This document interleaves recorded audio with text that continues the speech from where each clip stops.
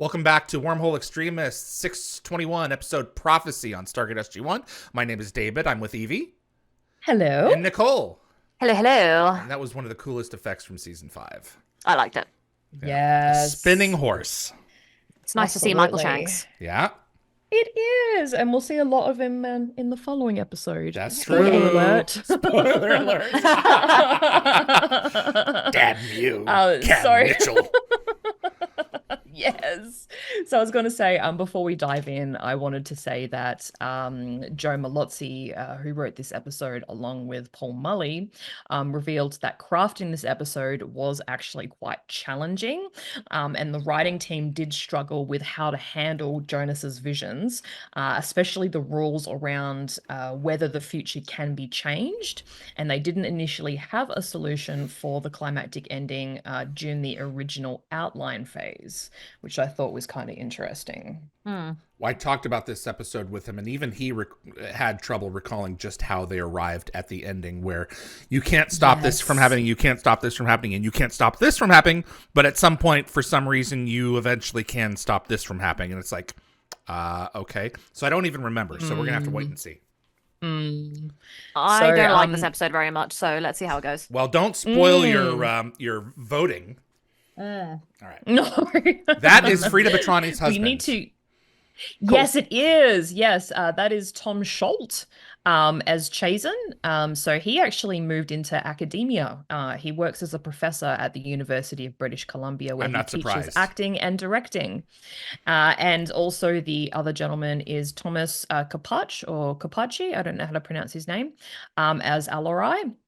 And he's actually known for his role as the assistant secretary on the West Wing. And he's also one of only 4 actors to play 7 different characters out across the Star Trek franchise. Yes, he has some great roles in Star Trek. Yeah. Uh-oh, here we go. Yep.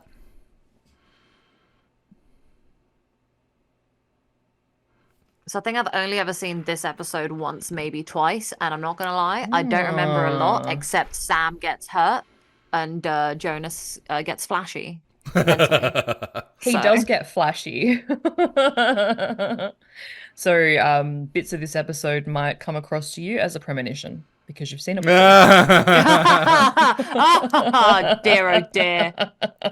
Oh. They're testing the waters here. Is the god really the god?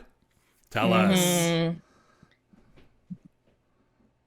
Well, they kind of have some inkling that the Gorwals might not be gods because, you know, they've been absent sort of from their lives for so long. You know, Bol used to be a pretty frequent figure, but he hasn't been there in generations. You know, you're going to have your social climbers who are going to be willing to betray the locals to get ahead with the wow.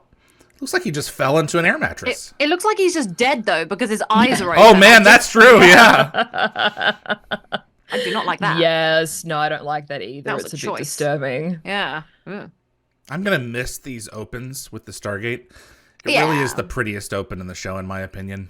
That's all I'm saying. It's a good opening sequence. Yeah, that's most of what I'm going to miss about this season. Yeah, well, I was going to say, like, some things are going to change for the best and some things are going to change for the worst. So, you know. A lack of Richard Dean Anderson. No, don't. Yeah, don't make Evie cry. He's there for boardroom scenes and he's there for walking around scenes. But other than that, the action scenes will be minimal. Shh. Haven't finished my morning coffee. In terms of, like, the heavy-weighted drama, good luck. Yeah, I know. Those days are behind him. Yes, they are. I understand. I will just appreciate looking at his pretty face while I can. Yeah. So, the episode basically ties back to Jonas's examination by Nirti in her ancient device, and his newfound abilities likely stem from the genetic alterations she made, alterations that were never reversed since he wasn't put back through the recalibrated machine, which is one of the biggest gripes that I have with this episode. It's so silly. Yeah, it's really dumb. Because he didn't ask? I mean, what's the idea? I don't know. Yeah, it doesn't make sense. Yeah. It's like they were just deliberately holding back on that so that they could make this episode. Yeah. And it just doesn't seem like a good enough reason for me. No. There's nothing in Maybe the like a B series that plot. explains it. Mm. Yeah.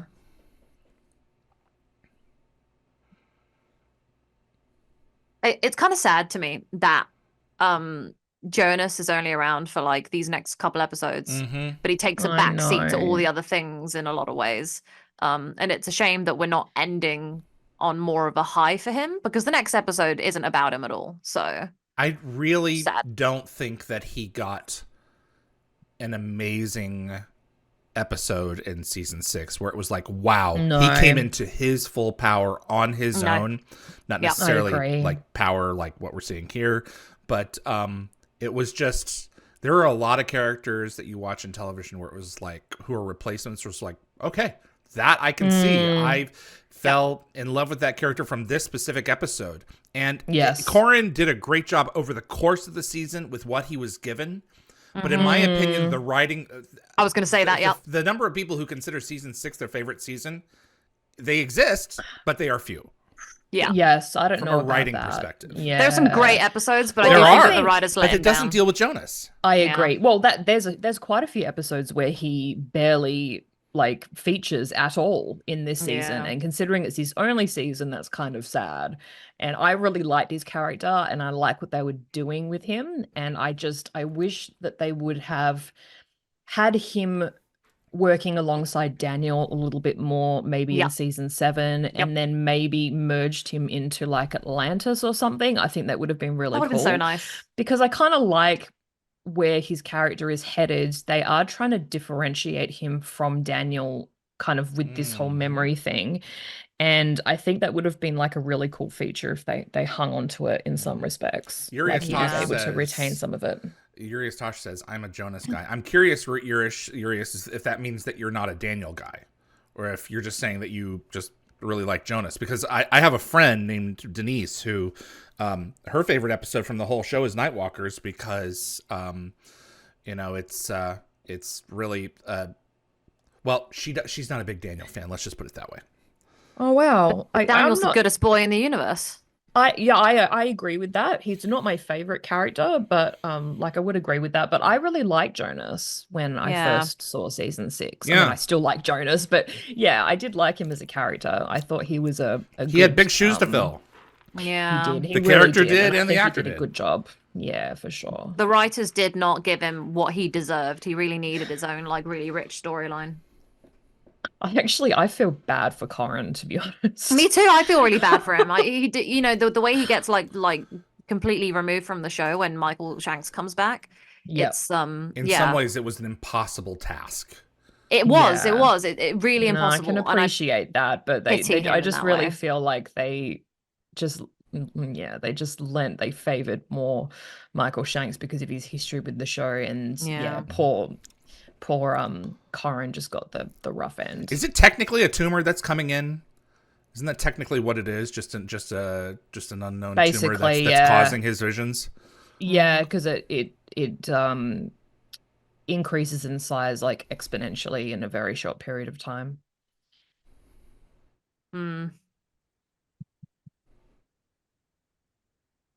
It doesn't help as well. Just thinking about this again, I'm sure I've said it before, that Jonas has just taken over Daniel's office, which makes sense, right? But it makes it even harder to distinguish him as his own character and give him his own identity when a lot of his identity is just ripping off Daniel.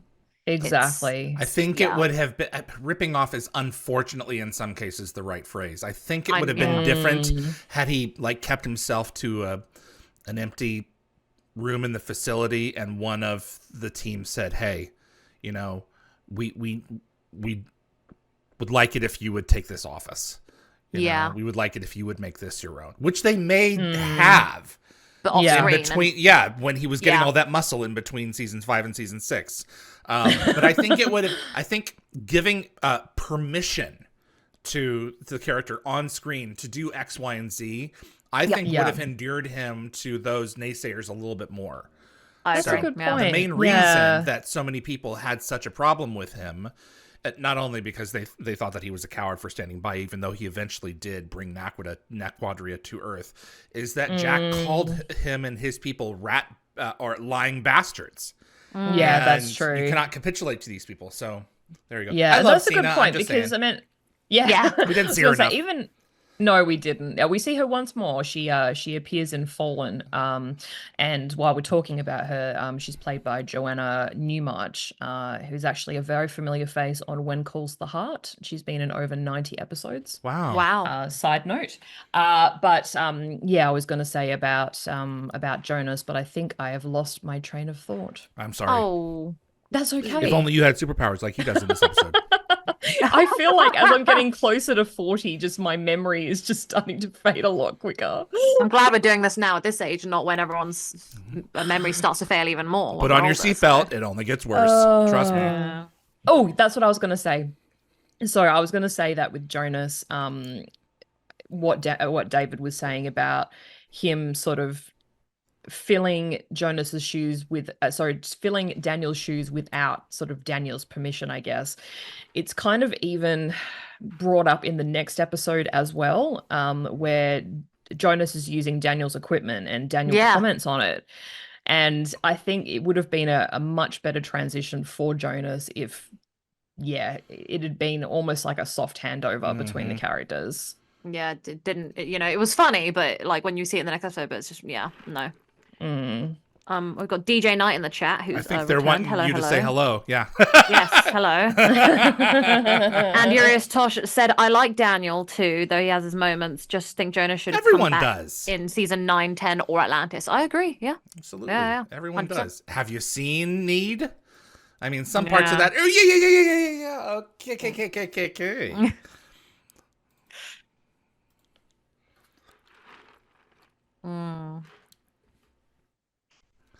I forgot how much I do of find this it funny is talking. how we're having these conversations about Jonas as he's about to go. Mm-hmm. It's quite sad. I feel like I'm actually feeling a bit sad now that we're here.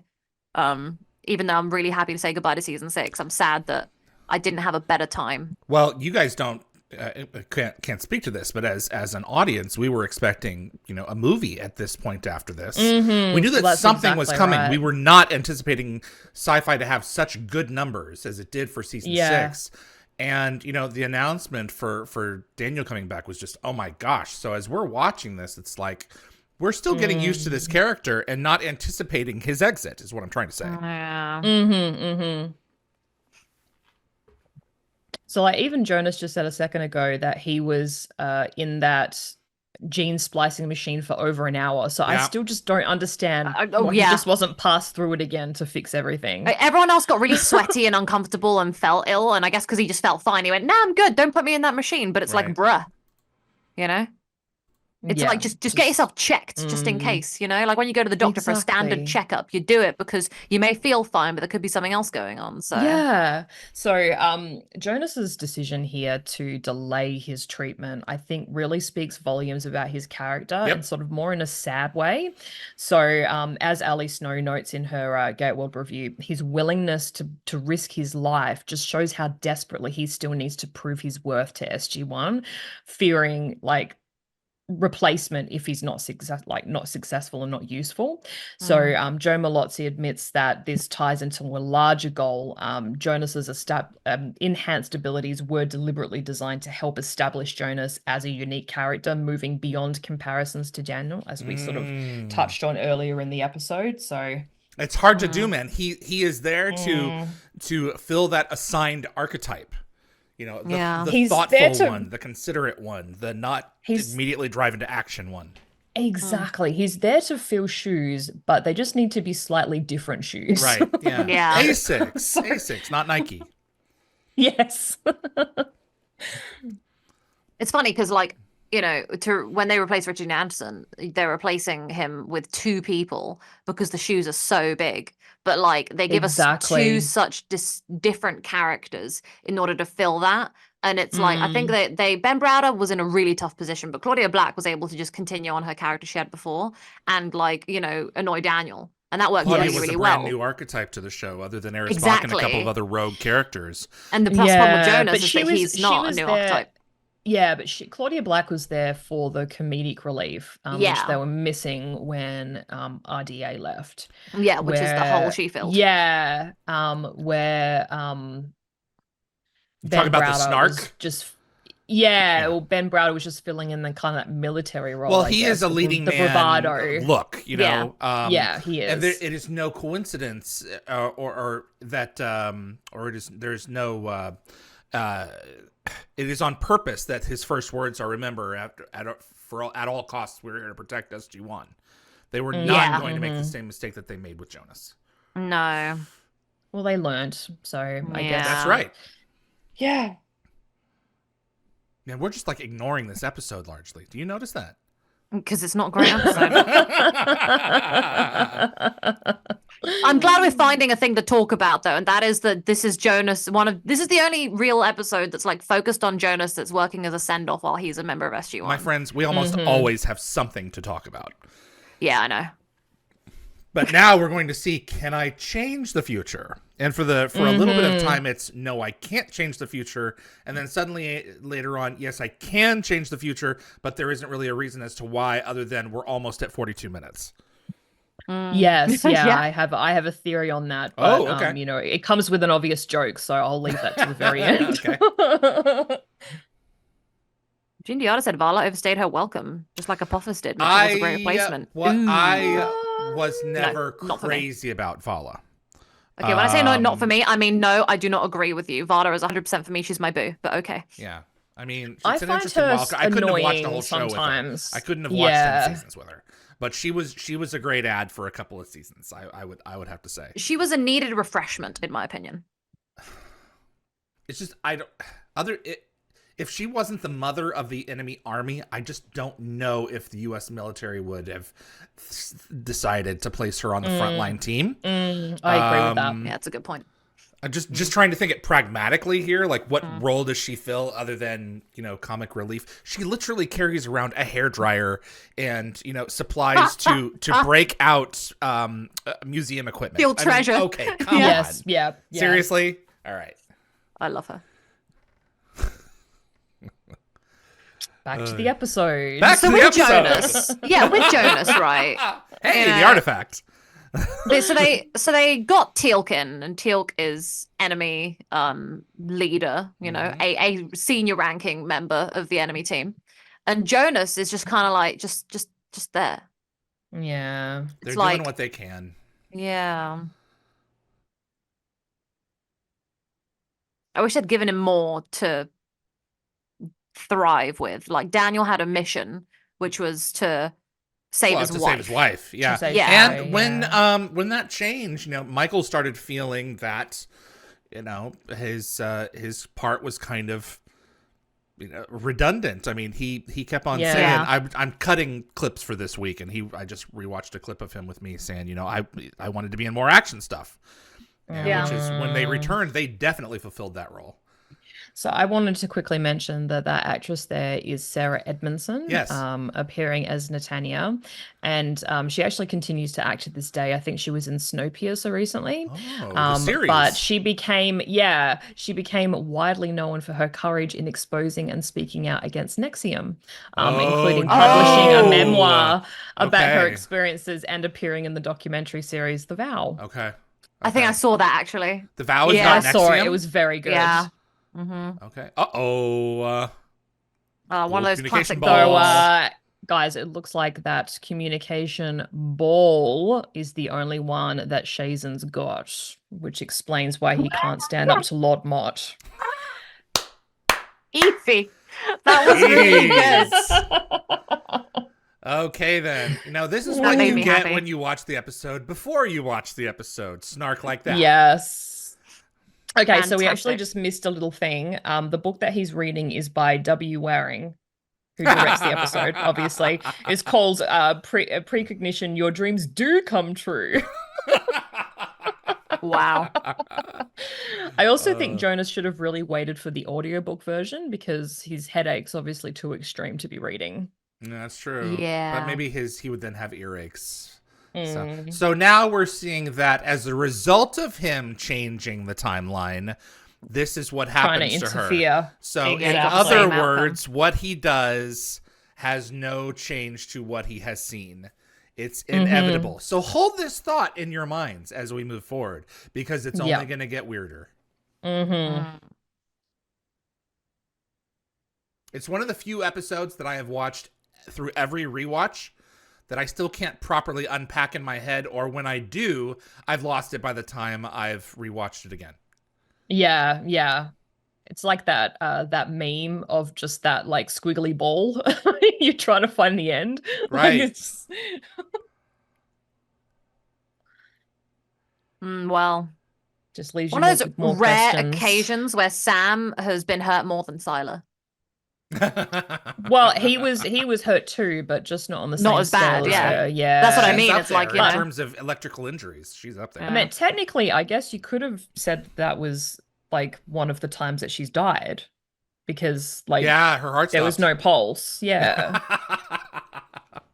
Ugh. Like he looks in worse condition than she does. And she's just died, yeah. And she just died and came back. Oh, he's so sweaty. He's does he have a fever? What does he got? I don't know. He gets like increasingly more sweaty. Uh-huh.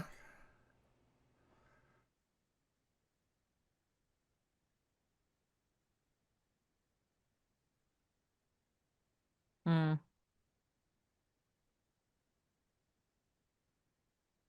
Yes, the science. Yeah.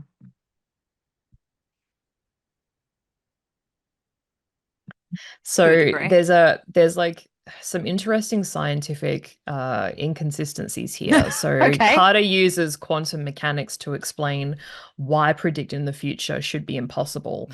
She also seems to overlook the team's own experiences with time travel and predestination paradoxes in episodes like 1969 and 2010. Yep. In those instances, they couldn't change, well, in 1969, they what happened happened. Prophecy. In 2010, they made a new timeline.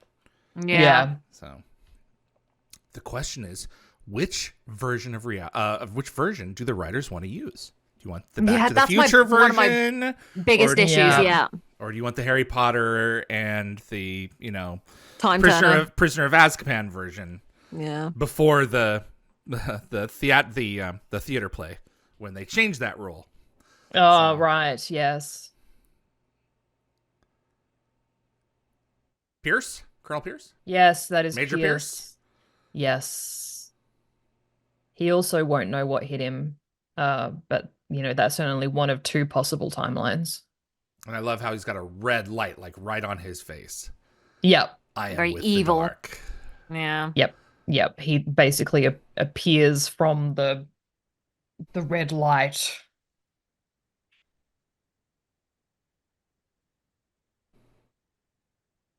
Still got his eyes open. Sure Why does. does he keep? What was this choice to constantly have him falling over with his eyes open? It's actually freaking me out. I think it actually looks more extreme. Yep. It looks like he just died twice this episode. And it's supposed to make you feel uncomfortable. When people die, their eyes don't. I mean, you have to like sew their eyes shut. Yeah, so you it's do, kind of more intense this way. So props to the DP obviously... for this scene. I like the lighting. It's a very good lighting and very good setting. So one person on Reddit particularly enjoyed Jack's sardonic dialogue, which I appreciate too. It is funny. And this guest star is Victor Talmadge appearing as Mott, and it's his only Stargate role. But like Tom Schultz, he's actually since moved into academia himself, and he now serves as the professor in the Dance and Theatre Studies Department at Mills College, Northwestern University. Oh, wow. Which is very cool. He's been there for a long time, I think.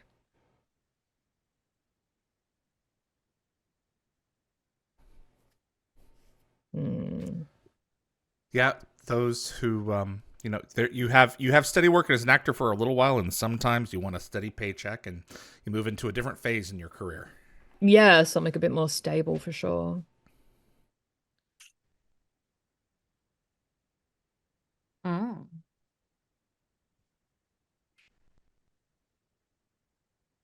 Ah, classic. Here we go. Yeah.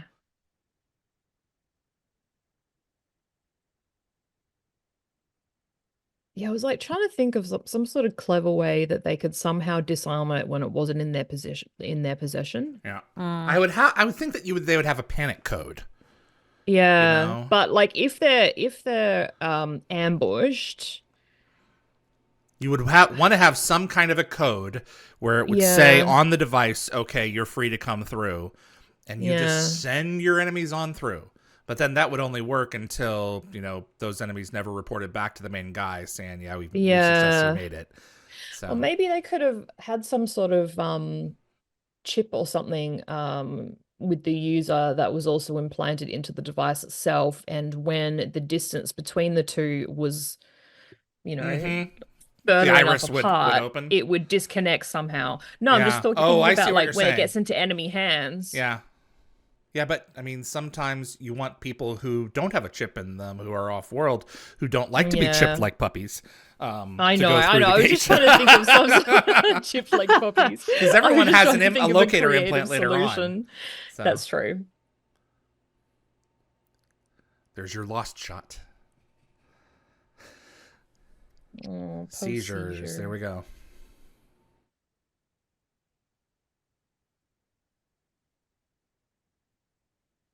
I don't even remember how they get rid of it. No, neither do I. They destroyed the device, I'm Oh. guessing. So Okay, so the bomb you might recognize. It was a prop previously used in Proving Ground. Yeah. And also the resolution to this vision sort of posed a unique problem for the writers. Like, I think we sort of mentioned this before, like, how could they stay true to the established rules of the premonitions when nothing could be changed, when this vision could result in basically everyone's death? So I think Joe Malozzi said that Paul Mully sort of ultimately provided the solution to the narrative challenge. But yeah, like everyone sort of dies in this version. in that this staff, version. the glass is bulletproof to plasma weapons. Yeah. I don't understand. That's what I'm hung up on.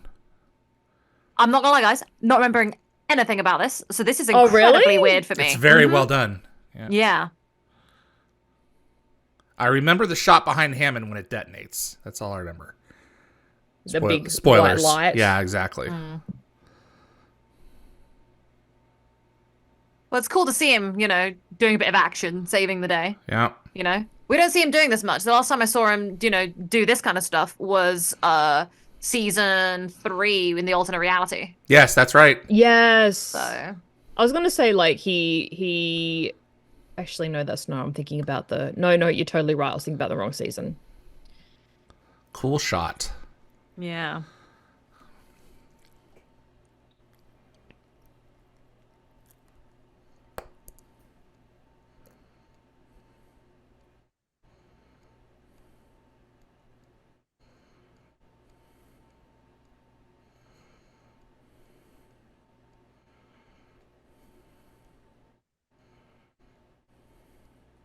Now we're second guessing ourselves. Yeah.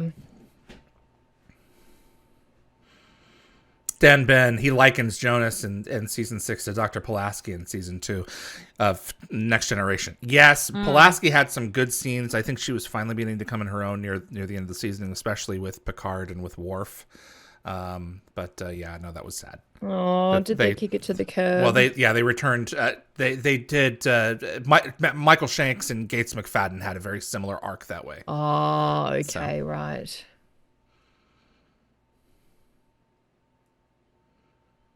Urias Tosh went, yeehaw, which is the classic Yes. savior moment at the beginning of season 3. That's it. Love it.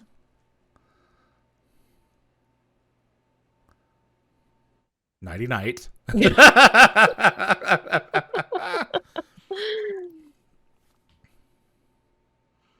Yeah, you don't want to drink any of that tea.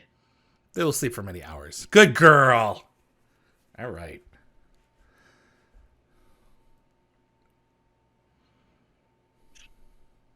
kind of use some of that calamina root or whatever it was called if you're like having a bad night and you can't get any rest. Yeah, I haven't been sleeping well lately. My body just wakes me up at like 5 or 6 in the morning, and I'm like, oh my goodness, come Oh on. no. Worked out yesterday. My uncle stayed over, but he's an early bird, so he went to bed early. Oh. And so he was like, "We don't have much time, but let's play loads of board games." So I was like, "Let's wake me up at 6 in the morning," and I was already awake, so ready to go. So Tilka's Jaffa. You are human. yeah, You have Kelmarine different and their work. biology. Yeah. Yeah. Well, I mean, Yeah, he's just trying I to think set the that- Meditation. meditation. works. Yeah, but I don't know if it'll help against a tumor. No, So no. they help you center Probably your mind a not. little bit.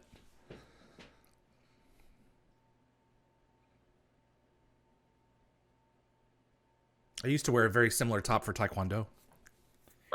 Taekwondo. I did karate for a very small Ah. window. Did you enjoy kicking butt? I was probably about 7 or 8. Okay. So no, I don't remember that much.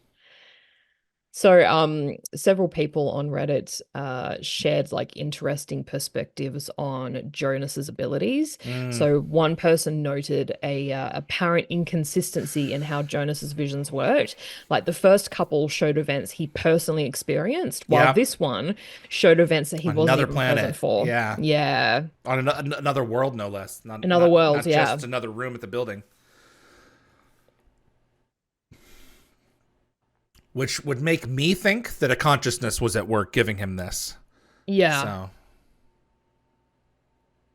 I still just don't understand the events that lead up to changing this.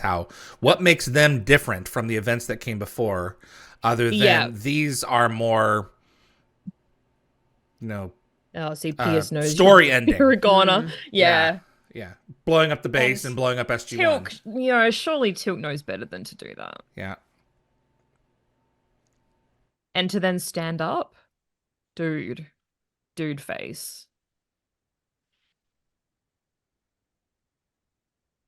I think they got him.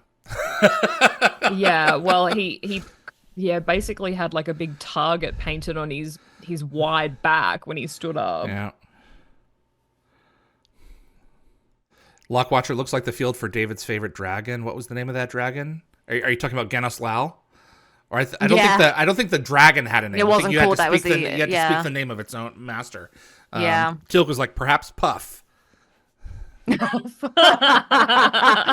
love that so much. Anthony, Oh. Daryl, perhaps Puff. Yeah, Daryl. that's funny. So it's a bit of a small medical issue here. So she's got a very worn plaster on her pinky finger. So in a medical setting, she should have really covered that with a glove.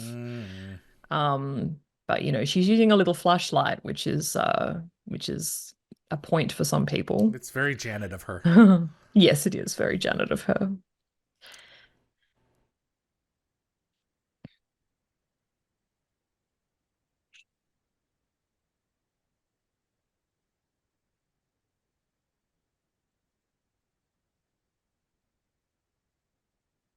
I Very recognize heroic. this woman now. It's very strange. Mm-hmm. What, from the documentary? Yeah, now you pointed it out. I know exactly who Nixium? she is, Okay. and that makes me really sad. Is it Yeah. worth watching? It was It's really a good harrowing, documentary. Yeah. Okay. She was one of the folk that got branded. Oh my. Okay.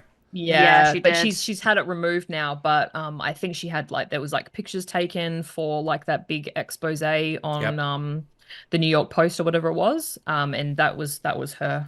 Where is Allison Brie? What's happened to her? Prison somewhere. Is she in prison? Yeah, I guess.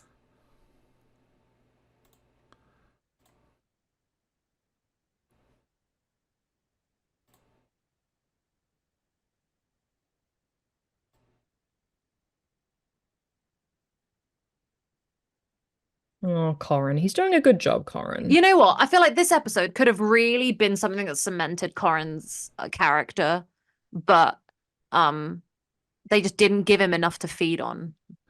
I'm wrong. It wasn't Allison Brie. I'm mixing up the actresses. Allison Mack. Allison. Sorry, yeah, Allison sorry, Brie.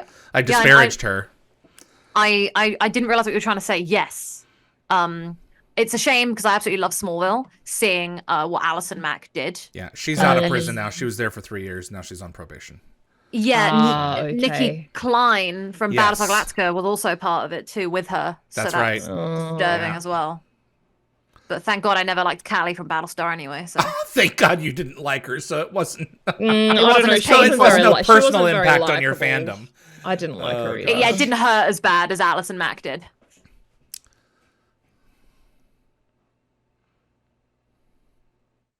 I just don't get what's different about This time? Well, we saw that Jonas changed events, and it resulted in Sam getting Same hurt. event. Yeah. Yeah. Now Jonas changed events, and it results on the bomb not coming through. Why? Why has that happened other than for story convenience? I don't understand. Yeah. So when he changed events a minute earlier with Sam, right? That was like the event that was always going to happen. So he didn't succeed in changing it. But this time, the change is going to happen. So the reason doesn't that make the sense. event with Sam Yeah. happened is because he pulled Sam from the mission, which From put the her mission. at the base, which caused the Yeah. event. if he'd have let it happen and let her go, then it might not have Then happened. it wouldn't have, That's it wouldn't correct. have happened. It wouldn't have Yeah. happened. So I don't get it. Yeah, you know what, David? I was trying to find a reason to get it, and now I don't get it. So Well, the moment you do, let me know, because even Joseph Malazzi was like, yeah. Yeah. That was one of those So where I bet there's they a just- goof right yeah. here. Okay. See, Oh, the he rock chomped on shook. that solid stone. Oh, that they were not wasn't. solid at all. No. Yeah, Joe Malozzi basically has said that he's disappointed with how the episode's pivotal moment, Jack hearing the horn and calling out to Pierce, was handled, feeling it lacked the dramatic impact that the script had initially intended, which I agree. yeah, 100%. That's what you get. Oh, look at that. So, Good for her. with Netanya unaliving Mott, he's Unaliving. apparently the 10th major Goa'uld Is to fall he? in the series. Well, I wouldn't call him apparently major. he was- No, he was quite well received by fans, I believe. But this is, like I mentioned, He his, seemed less only stupid and arrogant appearance. than the other ones that we're used to. So He was a you know. character. Yeah. So is for Tom Macbeth's partner. Is it? Yep. Ah, Yeah. Sandy of Van Densen course is a it fan's is. name. That was a part of their Get Oh. in the Gate sweepstakes that year. Your good name. So Sandy Van Densen was the Stargate fan. That is cool. Yeah, and it's played by Karen Carnival, who is Tom Macbeth's partner. Oh, I love that. Okay. So I was going to say this surgery scene sort of contains several technical inaccuracies, particularly with the neurosurgeon's protective equipment. So during delicate brain surgery, the surgeon would typically be working much closer to the patient and using like magnifying lenses attached to goggles, similar to like miniature telescopes. I was And going a to say, I modern watched setup enough would Grey's Anatomy include- to think that, yeah. Yeah, a modern setup would include a powerful microscope above the surgical site, where both the operating surgeon and Fraser could see like very close detail. There's also an interesting debate about the astrocytoma diagnosis. So while the doctor calls it unusual for being like benign, non-malignant astrocytomas usually make up 10 to 15% of cases, suggesting that she may have been referring to something specific about Jonas's tumor. And that information could save your life one day. Really good. So just remember the magnifying equipment if you're going to be doing, any delicate brain surgery. That's my takeaway. Here we go. I'm trying to make up any excuse in my head as to why this would make sense. It doesn't make sense. It's one Like, of those. doesn't where make You know it's what? like, No, I've you're got it. so I've cracked it. Okay. I've cracked it, David. I've cracked it. Okay. So the tumor itself has magical properties, and the removal of it and destruction is what caused time to change. Done. Fixed it. Yeah, but on the planet, Right. David, I'm talking crap. yeah. Okay. Yeah, Yeah. your explanation makes as much sense as the episode itself. It's just Yeah. because the surprise attack has already been routed. So I know.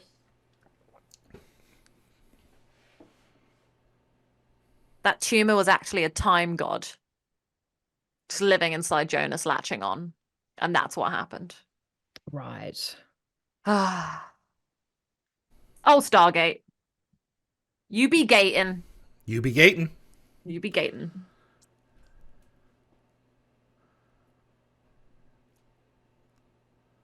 Lockhart said the surgery scene was filmed after wrapping up. This was a stand-in and they had to avoid showing him as a result. That's interesting. Oh, okay. Interesting. That works. All right. And I love how all their radios were just broken. They didn't have them Not on say, them. you know, this is a tactical situation. It's just us. We're coming through, you know. Yeah. They didn't have their radios with them. They didn't? Yeah, their packs are gone. Yeah, look. No, their packs were gone. Oh, well, that's one. One thing that made sense. And I'm glad to give it to them. I'm glad. So Ali Snow concluded in her review by highlighting that she sees what she sees as like a pivotal character moment that's coming up. So Jack's like display of genuine concern for Jonas, sort of suggesting a hard-won acceptance that may have come a little bit too late to be fully explored. Well, I'm glad it's there. Yeah, as Ali puts it, this multi-layered episode works as philosophical exploration, character study, and classic Stargate adventure all at once.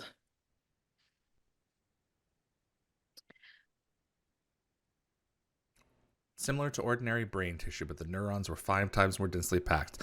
Well, that's what you get for playing around with flirty, dirty, nerdy. Exactly.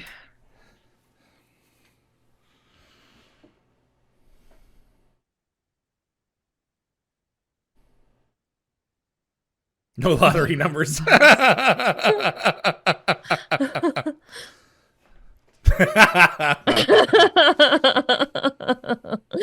It's very cute. Is it going to be cake? I don't think it's going to be more of... Yeah, we're bringing the food this time. I was going to say no more of that root or whatever it was. And no, it was like some sort of bone. Yeah. With like gray meat attached. Yeah. So this like entire complex prophecy about the fate of the planet basically boils down to Jack going, "Hey, is that a horn?" Because that was the only difference between those two. It doesn't make versions sense. of reality. I just can't It was wrap my just a brain about it. horn. I just watched it. I guess that's the only answer. The future isn't predetermined. It's just that one, example just happened anyway. Maybe Carter. The only thing that I can think of is maybe Carter would have. Well, no, they were on the ramp. They were leaving. Maybe Carter would have said, "Oh, you know what? I can't go on this one. I've left something upstairs. I'll just work with Siler or whatever." They would have. I don't get it. Wait for you. Yeah. Right. I don't get it. So the episode's themes sort of resonated with many fans on Reddit. One specifically connecting to the message about like free will versus predetermination. And as we said before, like this episode sort of serves as one of Corin's final appearances as Jonas. And David, you actually said in, I think it was one of your interviews with Joe Malozzi, that it provided one of the better send-offs for the character, but you were very vague. I can understand why. Yeah. I could even see you trying to come up with like I'm trying to be positive nice. remark. Because I heard Thumper say, when you can't say something nice, don't say anything at all. That was prophecy, everyone.